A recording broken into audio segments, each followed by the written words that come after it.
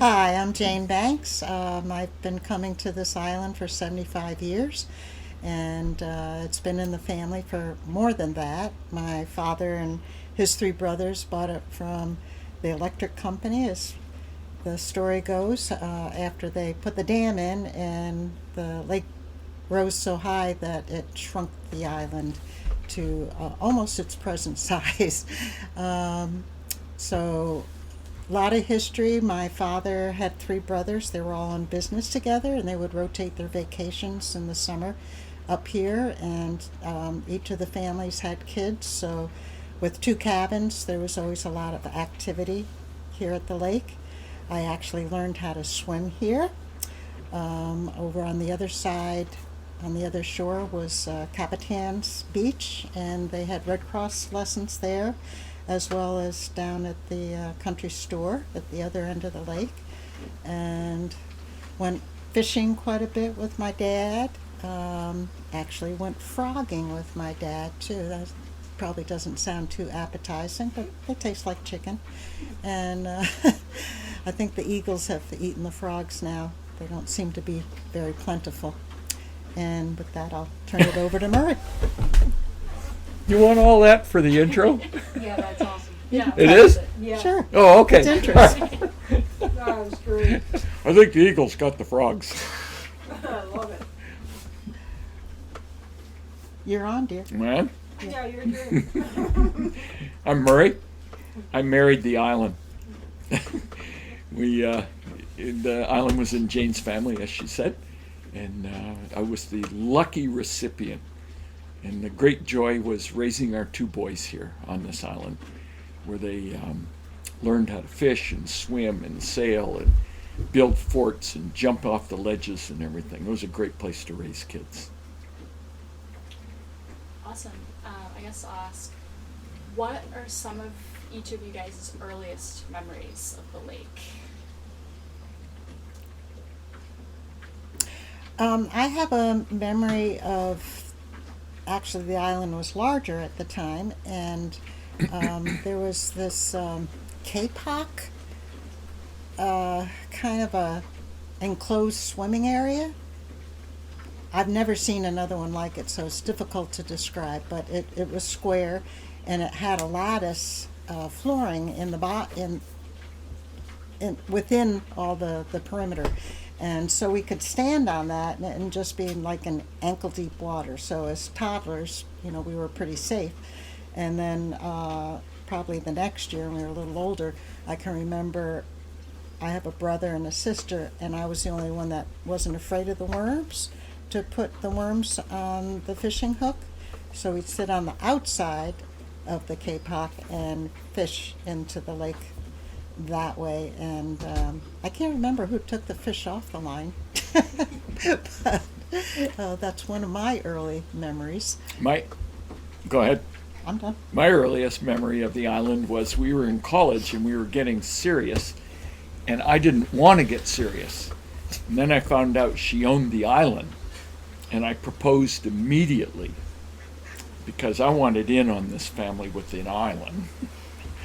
I remember coming here on our honeymoon. Yeah. On our way back on our honeymoon, we stopped here. I think it's pretty cool to be on your honeymoon and go to an island with an outhouse. We're classy people. Yeah. Well, maybe we should tell them more about the facilities that we have on the island. None. We have no running water. We have no insulated walls, no electric. Thank God solar has come around so that we can power up our phones and other devices. So it's always evolving how we do that. The well, we do have a well that pumps water. It's been consistent. Hand pump. Old-fashioned. Yep. But it doesn't test well, so we purify it and boil it and do all that good stuff. We have a great outhouse. Our outhouse is really classy. Well, we do have the best view in town. We do. And you can sit in our outhouse and wave to fishermen. They pretend they don't see you. It's a really cool outhouse. But we should clarify, it used to be, it had a in the old days, it had a toilet just like you have at home, and it had a hand pump, and the hose went down into the lake. And so after you flushed it, it washed it down into a cistern, and then you did a hand pump and filled the tank in the back. But once we bought the island from the older relatives, we realized that that water was eventually seeping into the lake, so we immediately ended it, and we put in a composting toilet. So we have a classy outhouse, I think, don't you?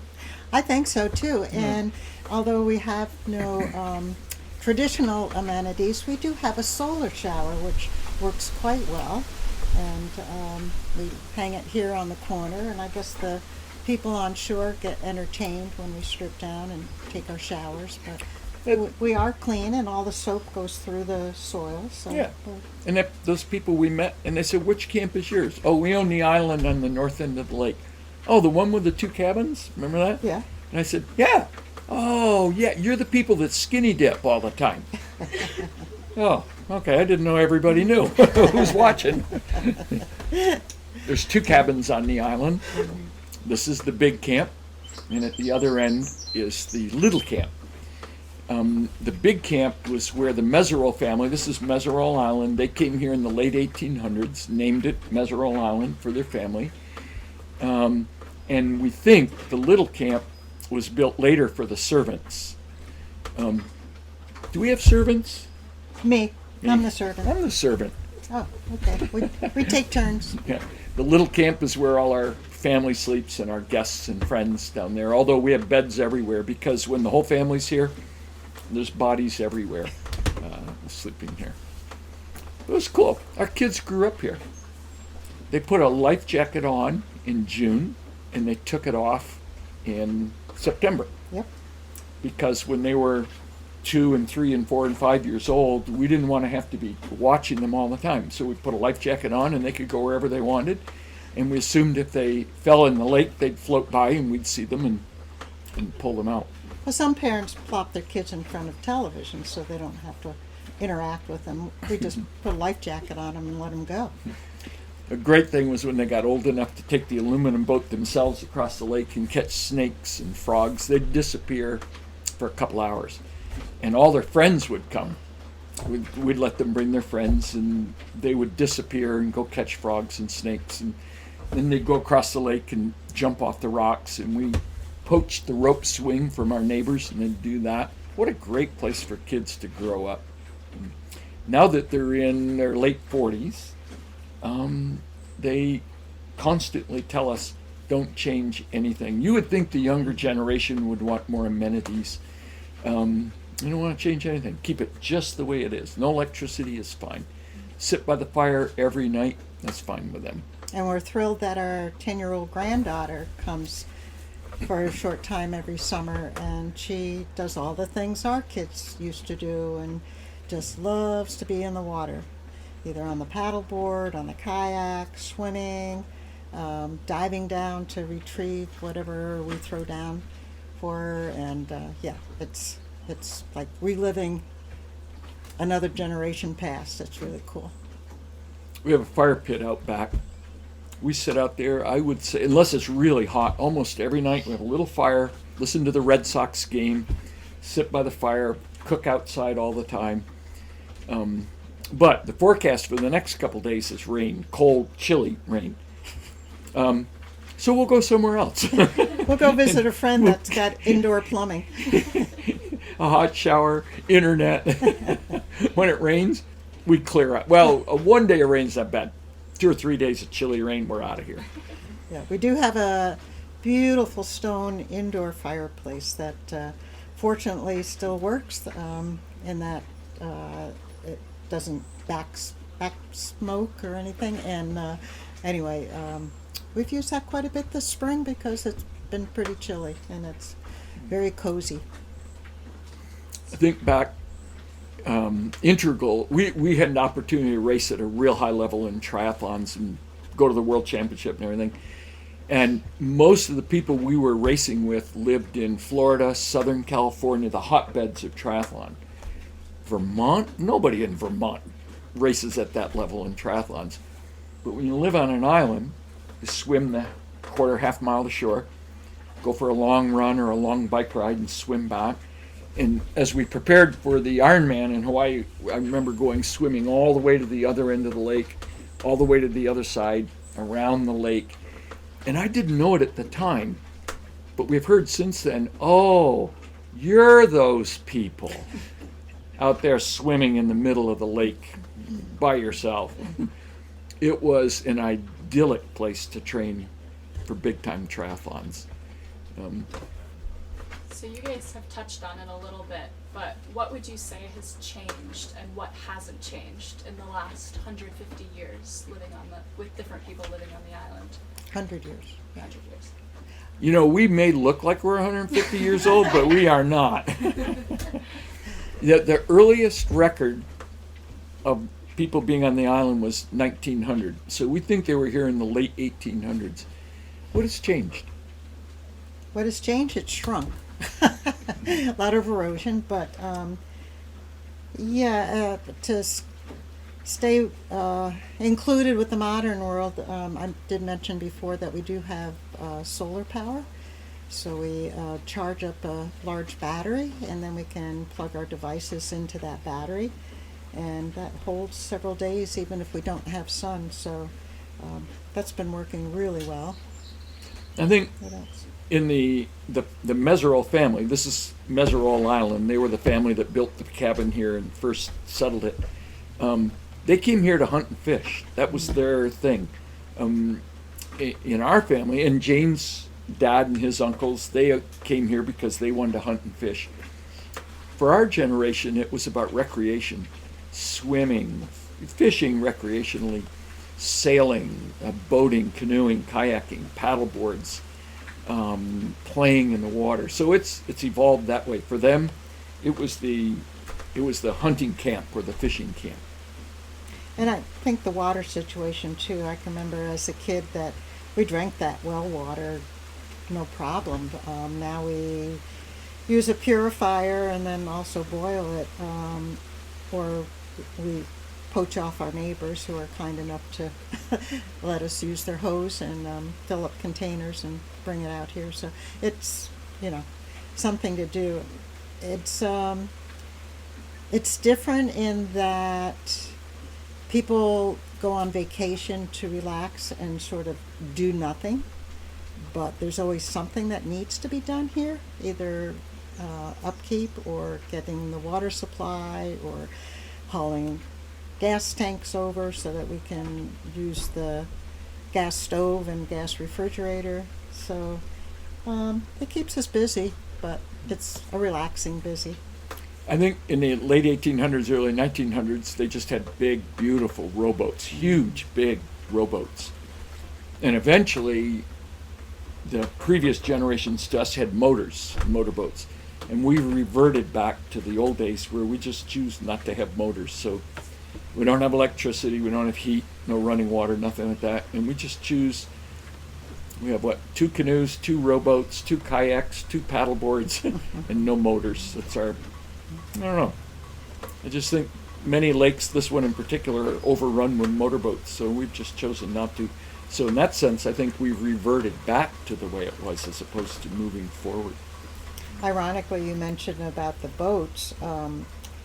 My father and his brothers would come up to hunt, but they didn't stay here on the island. They had an uncle that lived down at the other end of the lake and would stay with him. And in the winter, he built wooden boats. They were not the pristine kind, but they were very functional flat bottom boats. And as I recall, there was also lattice in there, so if you did get water, the lattice work kept you a couple inches off the bottom of the boat so that your shoes wouldn't get wet. And my uncles as well as my father enjoyed fishing, and they were great boats for fishing. In the when the Meseroles had it in the late 1800s, early 1900s, they had people who took care of the place. They had caretakers, and they did all the work. And even Jane's dad and uncles had Bill Steele, who lived up on the hill here, would care for the place. But now we do most of it. We're always doing something, replacing a roof, tearing out rotted boards. There's never a time when there isn't something that needs to be done. But we do all that ourselves now with a friend who helps us. We recently had a huge white pine go down, and it just missed the little camp. Would have crushed it. And so, the first week we're here in the spring, we spend bucking up the tree and making it into firewood and splitting it all up. And so there's never a time where we look around and go, well, there's nothing to do. There's always something to do. And because we don't have any motors, any lumber, roofing, anything we bring over, we have to we paddle the canoe and we tow a junky old rowboat full of lumber and The barge. and we tow it over. We ran out of gas. We have 200-pound gas tanks because we have a gas fridge and a gas stove.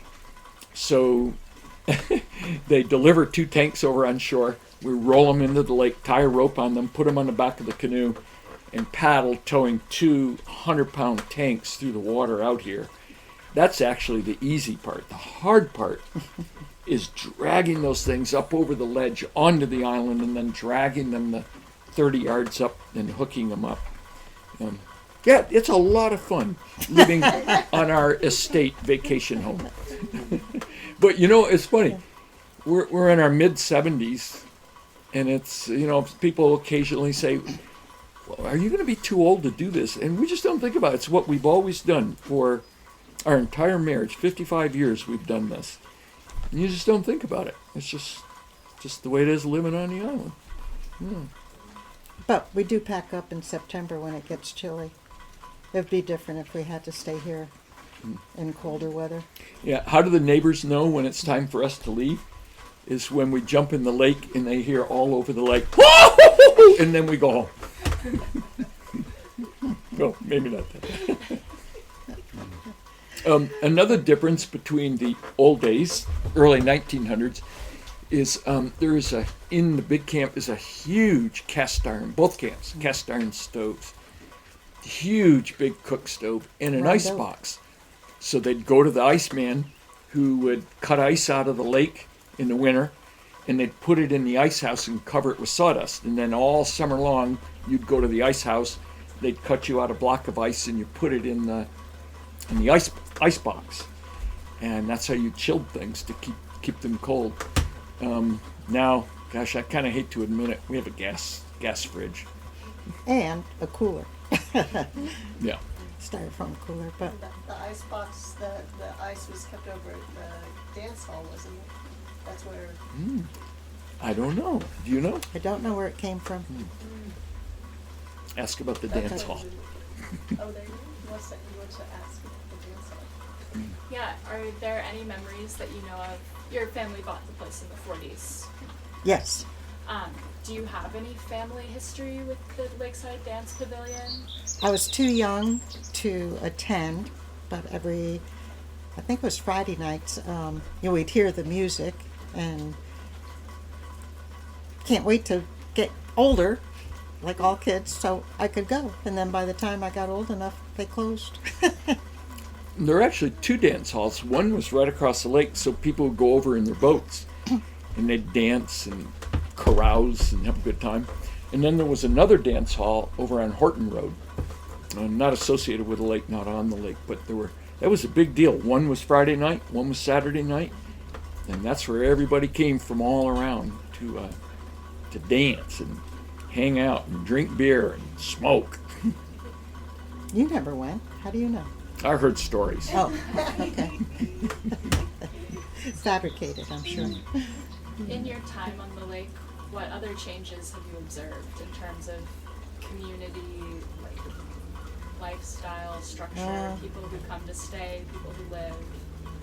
I think I've mostly been impressed with the changes in the camps themselves. Instead of the one-story small little cabins, they've been renovated to regular homes, whether they're year-round or not. I don't know if all of them are, but that's been a big change.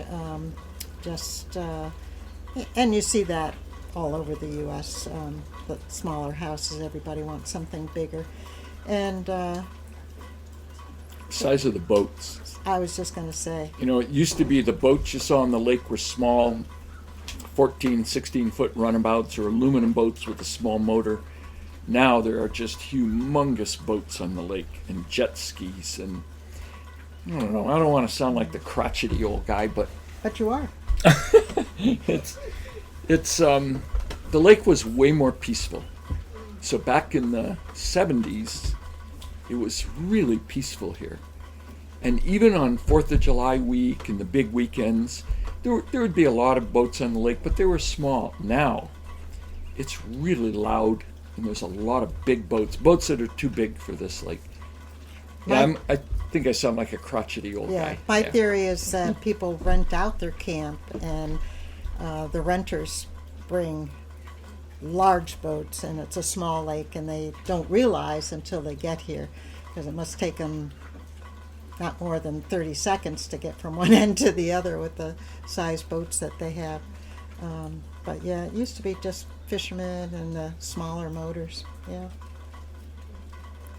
How would you say the community has changed in terms of relationships with other families on the lake? Well, my relationship with the community has improved, I guess you might say. We pretty much kept to ourselves. We were here when I'd come up with my family, my parents. We'd only stay 2, maybe 3 weeks because we were always rotating that vacation time, and so it wasn't really enough time to develop relationships with other people. And now that since Maria and our generation has bought it and used it, we're here a lot longer, so we've gotten acquainted with the people on shore and really enjoy them for the most part. Well, some of them, you know. Yeah, but But- there are a few exceptions. Yeah, I think the big difference too is that we were referred to as the people on the island. We would pull our car in over on shore, get in the boats, come here, and spend our time here, and then we'd leave. And we didn't have interaction with any of the people on the shore. Now, we have a lot of friends on shore, and we just went and had dinner with a neighbor over on shore, and we have relationships now that we never had before. Yeah. So I think an effort is made on the lake now to get to know more people, and I think that's been a real plus, is a tighter sense of community. And caring for the lake with that sense of community, I think there's more people that are aware of what's going on with the lake ecosystem and the weed problem, and everybody seems to be trying to pitch in and keep that under control. Can you guys talk about, give us like a daily, like you get up and like, I mean, cause you live on an island, so it's like 360, right? And Right. like, do you have people passing by? Like, do you drink your coffee? Like, you know, kind of like, just give us a kind of a daily. Okay, Murray usually gets up ahead of me. I'm lazy in the morning, and he starts the coffee.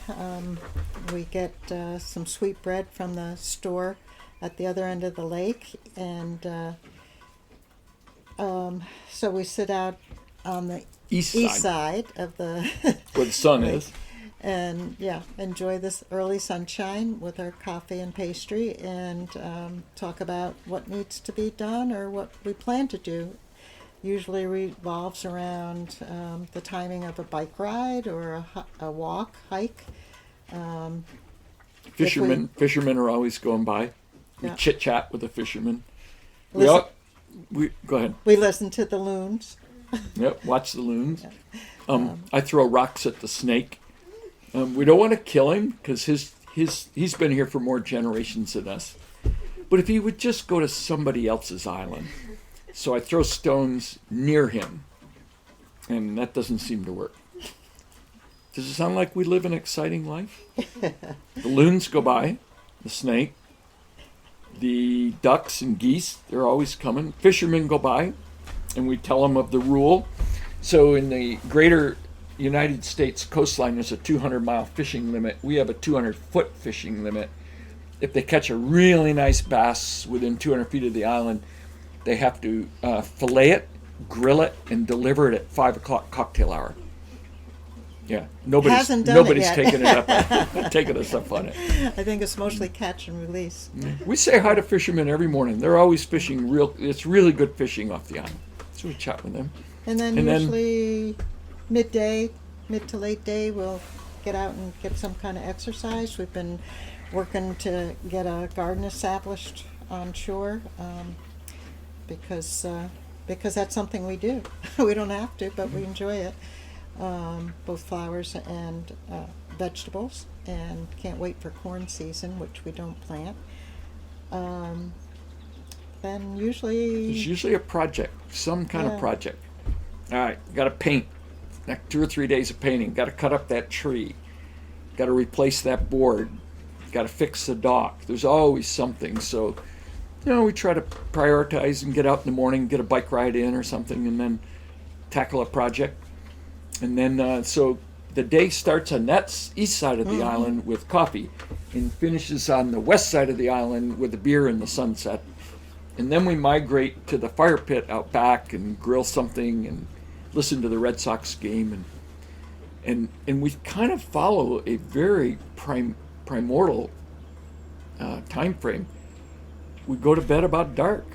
There's no lights. There's Get up nothing to after do. We sunrise. don't watch TV. And we, get up a little after sunrise and go to bed at sunset. And it's a really soft rhythm. It's a really pleasant way to live. restorative. Can you speak more to what you know about the Meseroles? All I could find was that they lived in New York City. Very wealthy. Yeah, and not a whole lot of detail. I think they were bankers in the banking industry. And the way I've understood it since, 30 years, 40 years, that they entertained important guests here. I was told that before they put the dam in and the island shrunk, that they actually ferried a pony cart over and their guests could ride around the island in this pony cart for entertainment. And from the listing of the fish that were caught by the guests and the Meseroles, there were quite a few women that would come and fish as well, and they're on the list with what they caught, a bass or a pike, and the size it was, weight and length.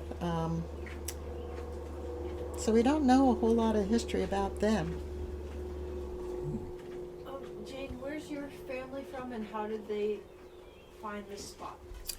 My family was from Highland Falls, New York, which is on the Hudson River, and my father and at least one or two of my uncles would come up and hunt and stay with their uncle, who had a year-round home on the lake. And apparently they heard that the island was for sale, and the four brothers together bought the island.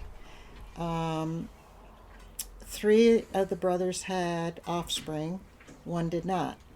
3 of the brothers gave us their share, and the one brother who actually had 2 boys, but they weren't interested in joint ownership of the island, we bought his share out. And then the people that were interested in buying it at that time were Murray and myself, my brother and his wife, and one cousin and her husband.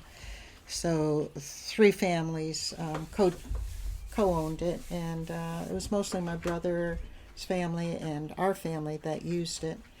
And yeah, that brings us up to the present. Do you know when the dams went in? It was 2 different, was it at 2 different times? Any guesses? don't know, but that was in conjunction with the mill. So we'll hear about that from Wendeburg. Wenda. Yeah, in a couple my weeks. guess is the 1930s is when the dam went in, and the electric company, when the lake came up, the electric company was forced or asked to buy the island because it had lost half its size. So somehow the electric company ended up with it, and then Jane's family bought it from the electric company. When they saw it, they came up on a fishing trip and saw it.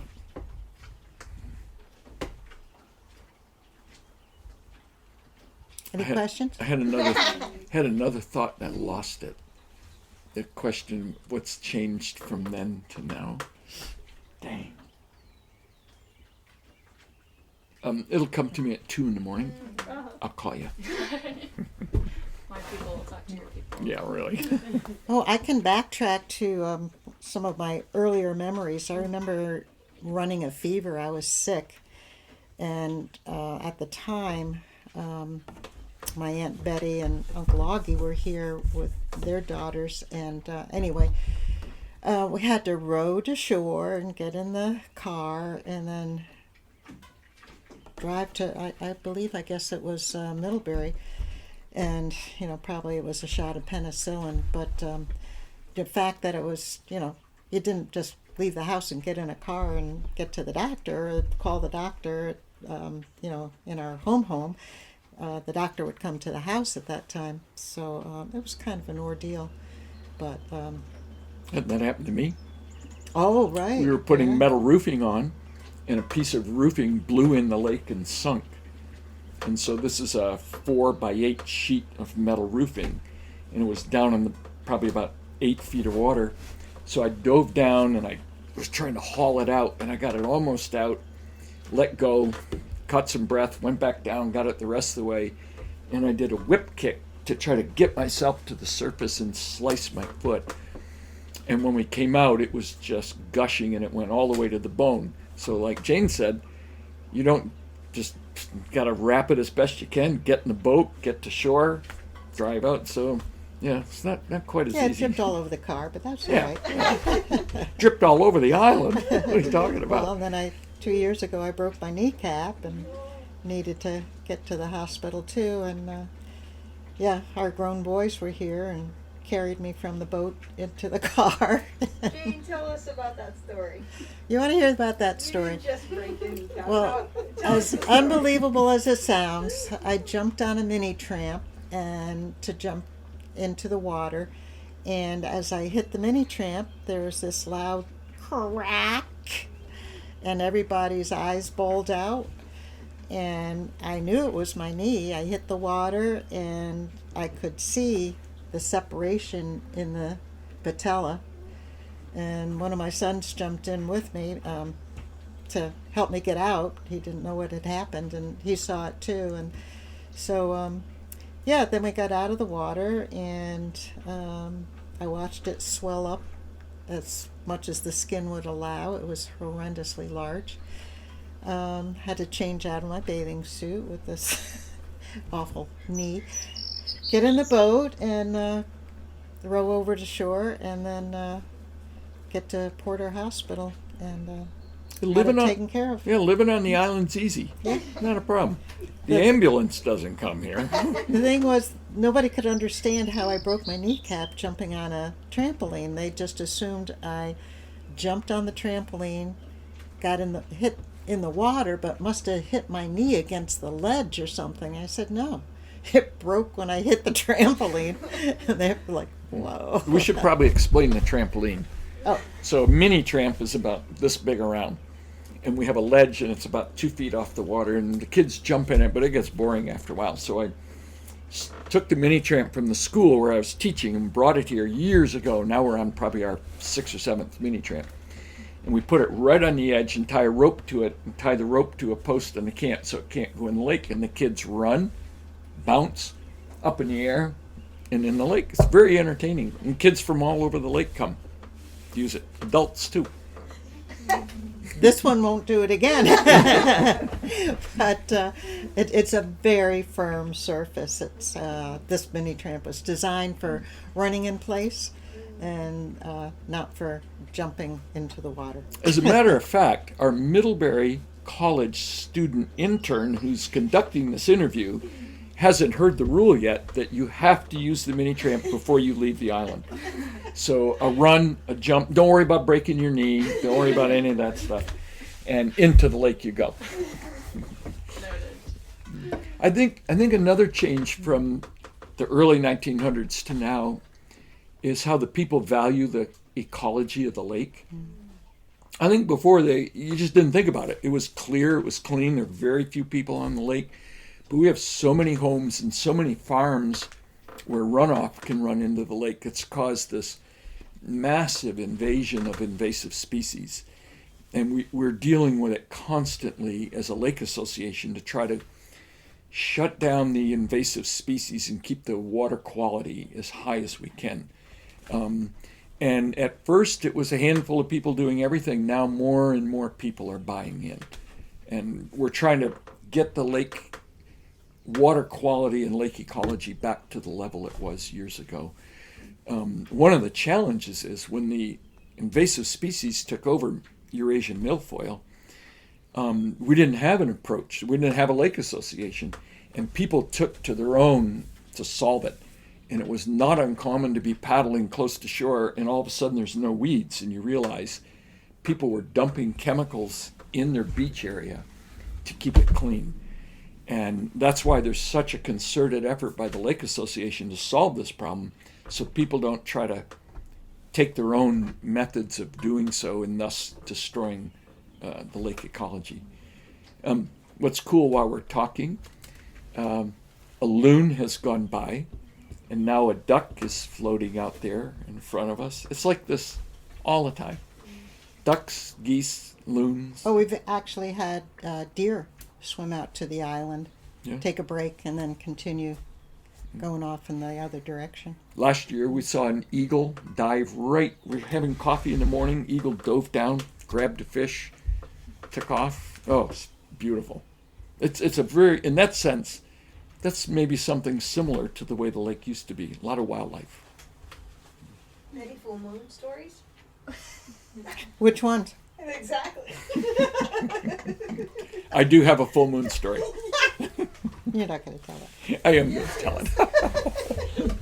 So we see some incredible moon rises because it comes up right in the notch over there in the east, and we can be sitting out at the fire and somebody goes, oh my God, look at that. And you watch it move. But we have another moon on the lake as well. People go by in these wake boats and they're throwing huge wakes and it smashes the boats and erodes the island. And our kids are here and they grew up on this island. Anyway, we're all sitting here and they're going, why does that guy keep going by with such a big wake? If he comes by one more time, we're going to moon him. And we all laughed. Sure enough, here he comes. And the kids jump up and run to the dock. And is that the full moon you were talking about? So don't throw a big wake near our island when the kids are here. You guys talked about training for the triathlons, but you need to bring the story home and tell us the results of all that. Both of you. Yeah. So 83? we were both pretty athletic, and we ended up doing some. We were both track runners in college, and then we got back into running 5Ks, 10Ks. That led to marathons. Marathons led to injuries. Injuries led to a shift toward triathlons because you don't run as much. And I grew up on a lake. Jane grew up here. We both were. We had that unusual combination. We were runners who could swim. Most runners can't swim. Most swimmers can't run. We got lucky. And we had a place where we could train easily, and so I did a couple easy triathlons, and at the end of the summer was a big triathlon with a lot of people down in Brattleboro from all over the East Coast, and I won it and qualified to go to the Ironman in Hawaii. And I said, no, I've seen it on TV, it's stupid. I'm not going to do that. And then they said it's an all expense paid trip to Hawaii. So we'll send you there for 2 weeks to train and then do the race. And I said, oh, I can do that race. And I would love to tell you this great story of I set goals and dreams and trained for years. It was a fluke. And so I went and was one of the top finishers, which was an even greater fluke. And I had wanted to start work on my doctorate. I'd wanted to write a book. I wanted to be an athlete. So I took a sabbatical for 1 year. And now I'm on my 37th consecutive sabbatical. And we parlayed. Janie then said, I want to do that. And she had a knack for it. She qualified for the Ironman. It was I need to tell that story. I need to support her. And so she supported me for 2 attempts. And then I switched it and supported her. And it led to we were both doing triathlons, racing at a high level. Our kids got to meet world-class athletes, go to the world championship. But Jane's trip to the qualifying was different than mine. So actually it was the same race though down in Brattleboro, and as we drove down from Underhill, Vermont, or Bethel, Vermont, and we were discussing it, and we realized that we had a good chance of each of us winning our age group, which would qualify us to go to the Ironman. This time it was not all expense paid though. And we agreed that we wouldn't go. Murray had a lot of business, and I was teaching, and We just had too much going on. it just seemed like it We're was not doing it. going to be overwhelming to do it.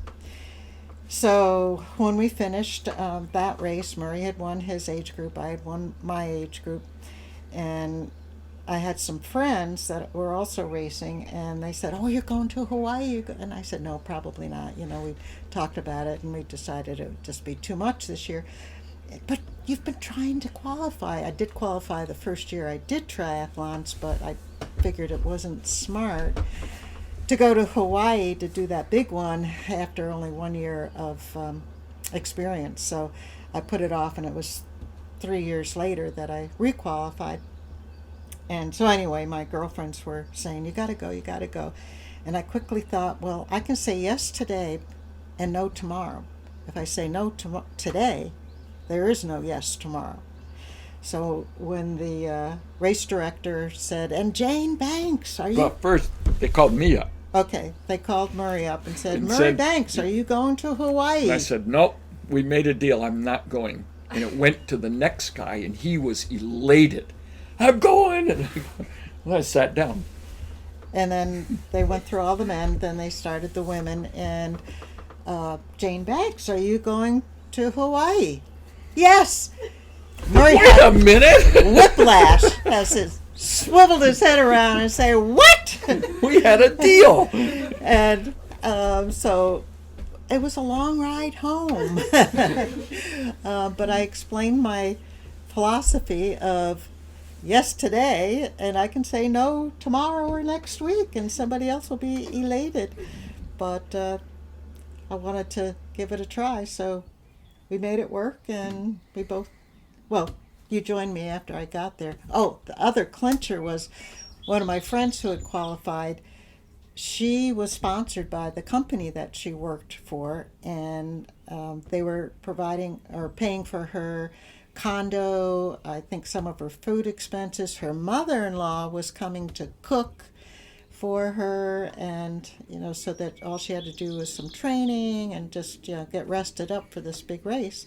She said, Janie, come stay with me, we'll keep each other sane, because typically when you get there you just go nuts because everybody's an athlete and you just want to prove yourself how good you are, and you spend too much energy prior to the race, and then you have no energy for the race. So anyway, that worked, and so that was the caveat that made me say, yeah, I'm going to go.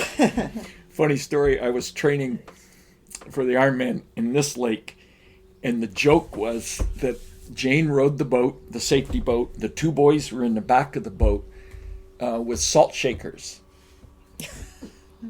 Salt shakers? Help me get used to salt water. Yeah, that's a true story. No, it's not.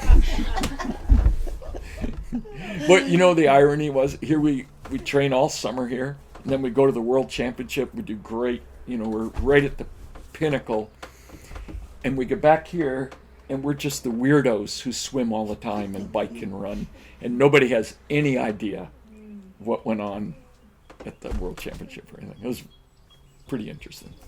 Well, it kept us humble. Yeah. Time for dinner? Yeah. Yeah, I Did mean, we answer all the questions you had in mind? Definitely, but I think while we've got you, it would be great just for other parts of the documentary if we could talk a little bit more about milfoil, Mm-hmm. and just kind of how, like, you've talked about it a little bit, but some specific footage, like what is milfoil, how it, it's a big problem in Vermont, how it's affected the lake, like why it's such a problem, why we need to take care of it, and how we've been doing that here. Eurasian milfoil is an invasive species, and it grows so thick. The joke is, back in the 1990s, you could walk across the lake on top of the milfoil. You literally could not swim in it. It was so thick and scary because monsters live in it. But what happened is that when it became invasive in the 90s, people were pouring chemicals in front of their docks to get rid of it, and we knew we had to do something. So we treated the lake with a herbicide called Sonar. And back then, in the late 90s, early 2000s, we remember being at a Lake Association meeting, and we were vehemently opposed to it. We'll deal with cutting the milfoil in front of our dock and raking it out and throwing it away, but do not put chemicals in the lake. In the 20 years since then, the approach to treating it has changed a lot. If the milfoil was not addressed, if we didn't deal with the milfoil issue, this lake, you wouldn't be able to fish, you wouldn't be able to swim, you wouldn't be able to drive your boat. It would take over the lake in all the shallow areas. So we had to do something, and the way to deal with it has evolved over years. We used to have a big harvester that would dredge up the weeds, and what we found out years later was it was spreading it, because it would pick it up and put it in the pontoon boat, but particles would disperse through the lake and it would spread terribly. So we realized, okay, that doesn't work. We have a rake still hanging there. You throw this V-shaped razor out and you shear it off, and it floats to the top, and that would disperse it, because we would pull it in and rake it and take it to shore and put it in the garden. But nothing worked. It's just everything we tried just was really difficult to get on top of it. Recently, a new herbicide has come out called Meserole, which has been tried and tested all over the United States. People are using it everywhere, and it seems to be the safest presently known way to take care of large-scale milfoil. Problem is, it's really expensive. If we were to treat not the whole lake, but all the problem areas of the lake, it would cost between $70,000 and $100,000 to do that, and we just impossible. So now we're trying to treat small areas of the lake each year, what we can afford. We have 278 residences, property owners on the lake. Out of those 278, only 130-ish are members of the association. That means 130 people are contributing their dues to solve a problem, and 178 people are doing nothing. And it's a real challenge. So consequently, this year, with the herbicide Meserole, we can only treat a small section at that end, and the milfoil is going to be rampant at this end. Herbicides may not be what we end up doing as being the best long-term approach right now. It's probably the best long-term approach. We're encouraging all people who live on the lake to help deal with it in their area by using bottom barriers and diver-assisted suction harvesting, where a diver goes down and we suck the weeds out. Incredibly time-intensive and expensive. There is no easy answer. I'm not sure how we're going to solve this for the long run. Right now, we're cobbling together a patchwork of ways to do it, and a handful of folks in the Lake Association are doing the best they can. but it's an issue where we need a lot of buy-in from a lot of people to solve it. Great. Yeah, thank you. I think with that, we're ready for dinner. Woohoo!